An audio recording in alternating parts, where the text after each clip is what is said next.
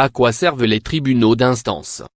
En dépit de la promesse de la ministre de la Justice, Nicole Belloubet, de ne fermer aucun lieu de justice, la fusion des tribunaux d'instance avec les tribunaux de grande instance et la suppression du statut de juge d'instance font craindre un désintérêt envers le traitement de ces contentieux et la dévitalisation des petits tribunaux.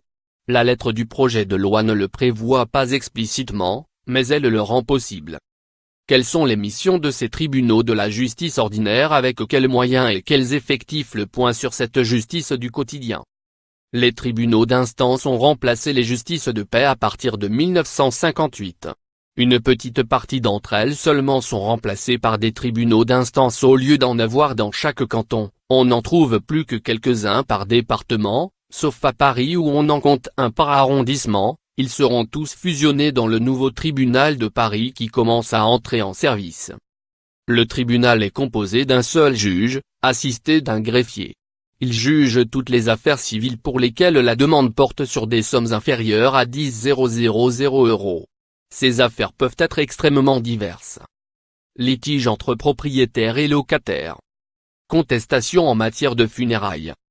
Litiges relatifs au crédit à la consommation et surendettement, jusqu'à 75 000 €. Litiges relatifs à l'élagage des arbres et des haies et les actions en bornage pour fixer les limites de deux propriétés. Tutelle, autant pour les majeurs que pour les mineurs. Naturalisation. Contestation en matière d'élections politiques, comme l'établissement des listes électorales.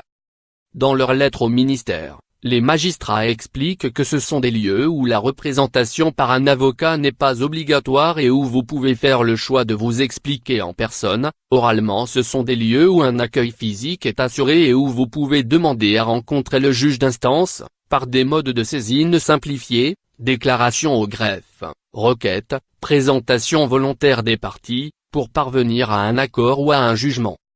Lire aussi. Amende impayée, conflit de voisinage. La justice ordinaire dans un tribunal d'instance. En 2007, la réforme de la carte judiciaire par la ministre de l'époque, Rachida Dati, aboutit à la suppression de nombreux tribunaux d'instance et juridictions de proximité. Résultat, on n'en comptait plus que 307 en 2017, contre 475 en 2006.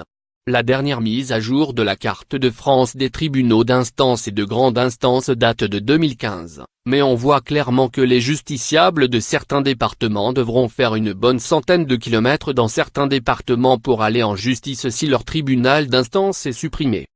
La chancellerie a réaffirmé qu'elle s'engage au maintien du contentieux actuellement traité dans ces tribunaux et promet qu'il n'y aura pas de réduction d'effectifs. Actuellement, ce sont quelques 770 juges qui siègent dans les tribunaux d'instance, selon l'Association nationale des juges d'instance, ANJ. Cette dernière craint une intégration trop poussée qui entraînerait une dilution et une diminution des moyens dédiés à la justice de proximité. La garde des Sceaux reconnaît en effet que, statutairement, il n'y aura plus de juges spécialisés, ce que dénoncent ainsi les magistrats. Nous savons bien ce qui sera objecté: on ne fermera pas les tribunaux d'instance, ils deviendront des chambres détachées du tribunal de grande instance que l'on appellera tribunaux d'instance. Le contentieux de la proximité sera laissé pour compte, ces délais de traitement rallongés puisque l'on y affectera de moins en moins de magistrats et de greffiers, s'inquiètent les magistrats. En 2017, selon les chiffres de la chancellerie, les tribunaux d'instance ont reçu près de 650 000 affaires nouvelles, relatives à 42% aux droits des contrats et à 37% aux droits des personnes. Ils en ont traité 646 000 en 2016, un chiffre en légère baisse par rapport à l'année précédente.